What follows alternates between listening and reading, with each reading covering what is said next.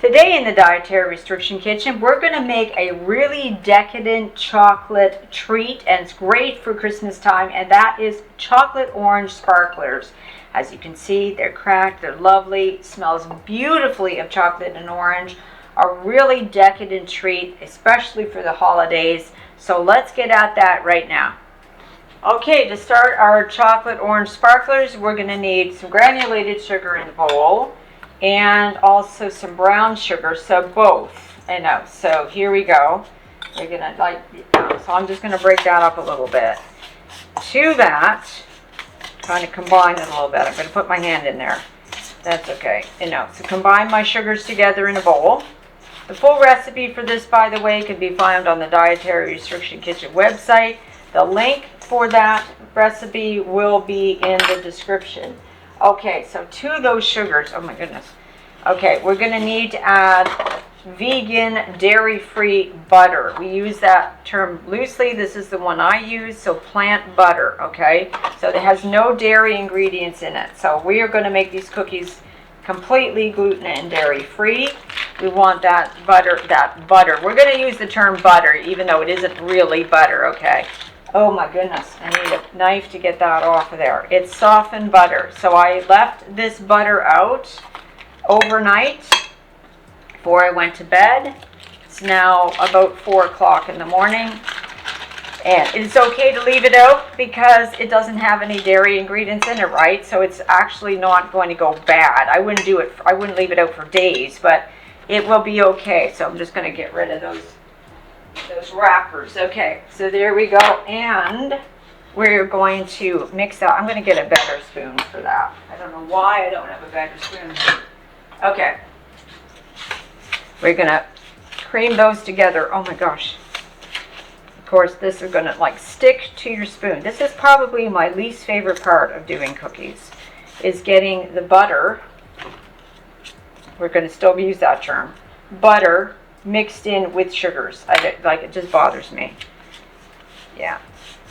I mean, you can always use if you have a hand mixer or something. If you're lucky enough to have a stand mixer, which I think I might be getting for Christmas as a Christmas gift. I did ask for one for my family. So, because I do a lot of baking and cooking, and I'm so excited, I think I might be getting it. So, yeah. Okay, yeah, it's not really a surprise because I told them I wanted one. I told my family where to get it. There was a store with a lot of kitchen supplies and everything at the local mall, and they had stand mixers on for sale right at the front of the store. So I did tell my husband and my daughter about that and told them I wanted a stand mixer.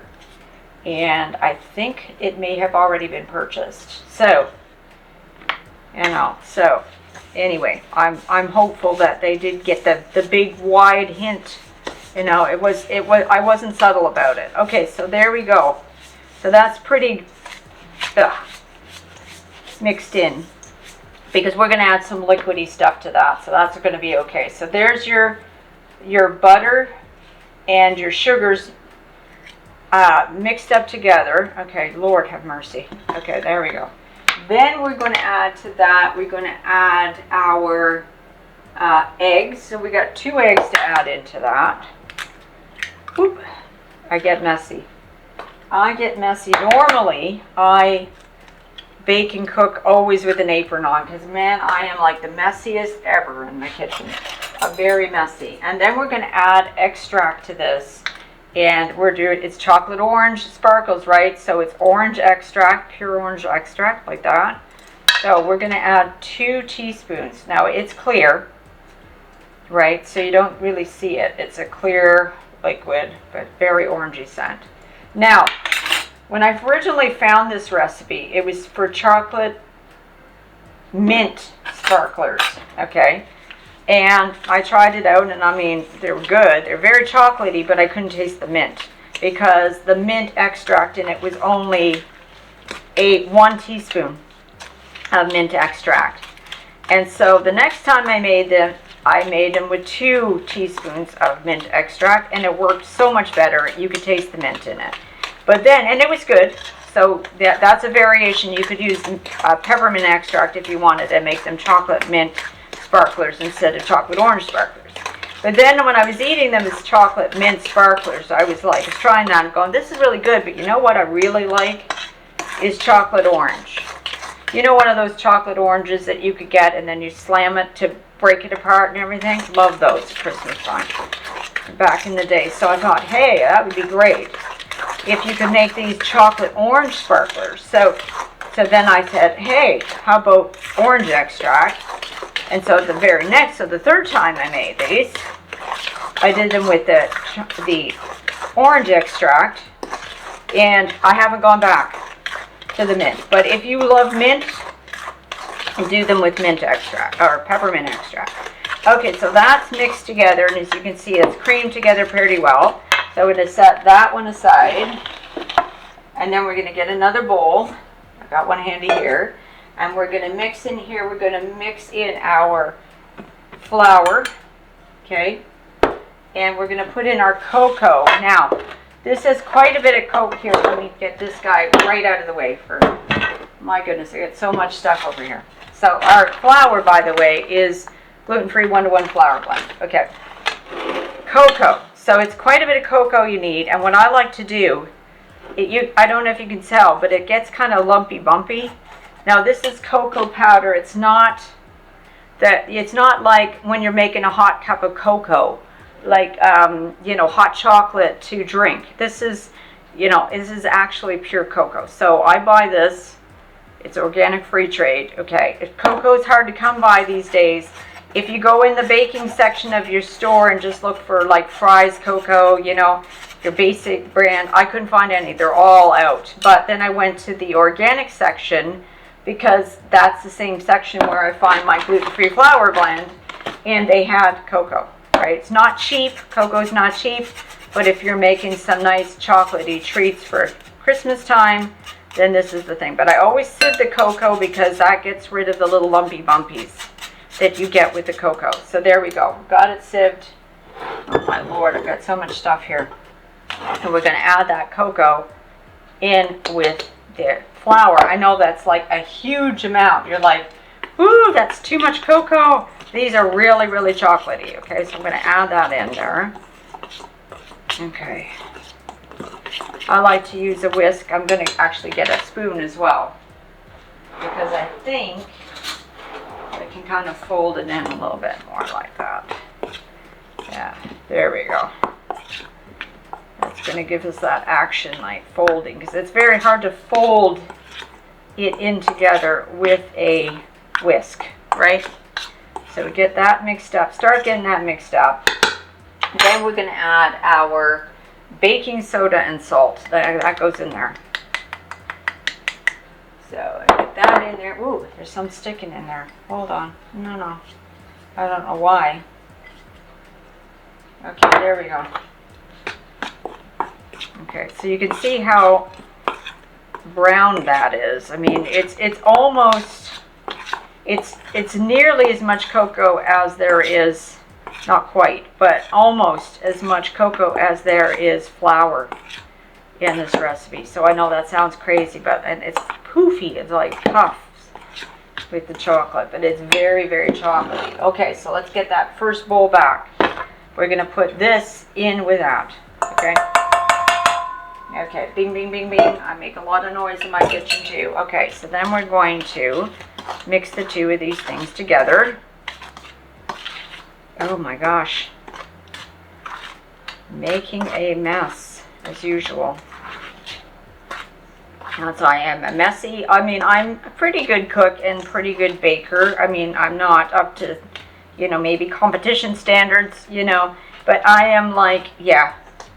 But I enjoy it. I hope you enjoy being in the kitchen too. And even if you have to be dairy or gluten-free or peanut-free or whatever your dietary restrictions are now.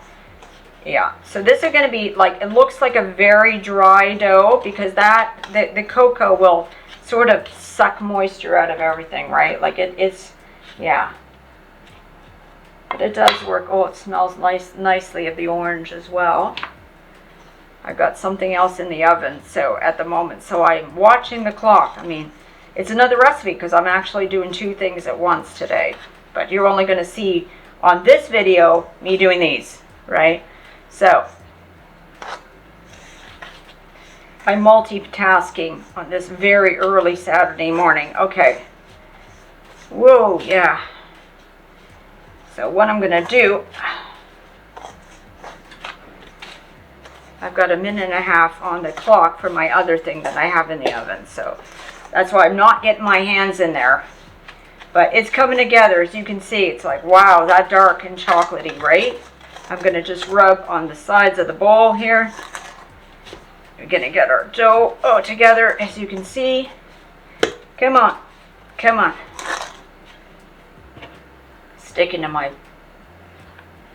into, oh my gosh, it smells so good of the orange. If you love chocolate orange, this is like, even while you're putting this dough together, you smell the orange and the chocolate together, and it's just like, oh, it's making my mouth water.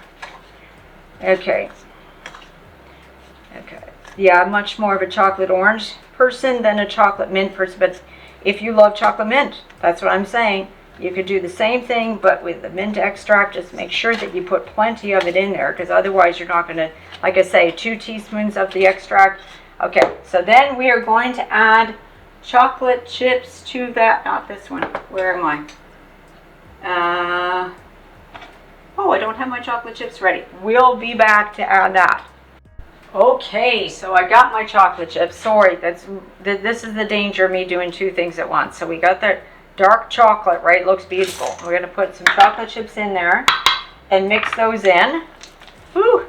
It's a stiff dough, to be sure. Okay, so then, oh my gosh, I'm flinging them. Now, I just put like half a cup of chocolate chips. I just want that little bit of extra chocolate chippiness. You could go as high as maybe a cup, 3/4 of a cup to a cup of chocolate chips in there. I just like that little bit more. I don't want to get too crazy, but you could add a whole lot more if you wanted. So I've got half a cup on the recipe of chocolate chips on there, but like I say, totally up to yourself. You go, oh my gosh, I want more chips, and you go for it. You go for it. You could add white chocolate chips. If you're going to do white chocolate chips, for gosh sakes, be careful, because if you have to be dairy-free, most white chocolate chips have dairy in them. Okay, so make sure you read your labels of your chocolate chips always before you buy them if you have to be dairy-free. I've used semi-sweet chocolate. They don't usually have milk ingredients in there.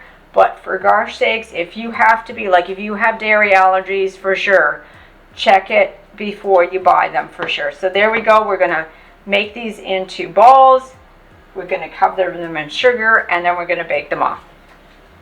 All right, so we are going to take a spoon, just a little spoon, and about an inch worth, right? So like that, we put it in a ball, the dough like this. We're going to take some of the raw sugar and we're going to roll it in the raw sugar, and then we're going to set it on the pan, parchment, and we're going to get about 2 inches apart. So let's do one more. So you see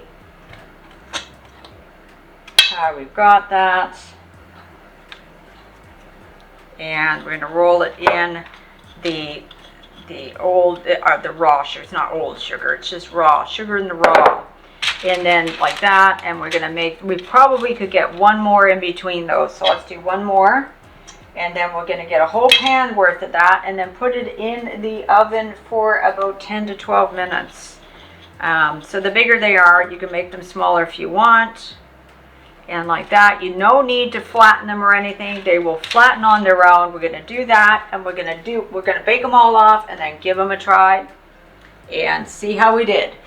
Okay, so let's give these chocolate orange sparklers a try. So let's see, it looks like that. Crispy on the outside, soft and tender on the inside. Wonderful smell and taste of chocolate orange. Really decadent, lovely, not low in sugar, by the way, but beautiful, gluten-free, dairy-free, and nut-free for these ones. Lovely. And I mean, I'm going to bring some of these to church tomorrow because I know that I've got some chocolate lovers in my congregation that are going to love these. So yeah, I hope you give them a try. Really great as a gift as well. If you're into making homemade gifts for people or making treats for people, give these ones a try because they're awesome. Okay, so thanks for stopping by today. Hope to see you next time here at the Dietary Restriction Kitchen. Have fun holiday baking, guys. See you next time.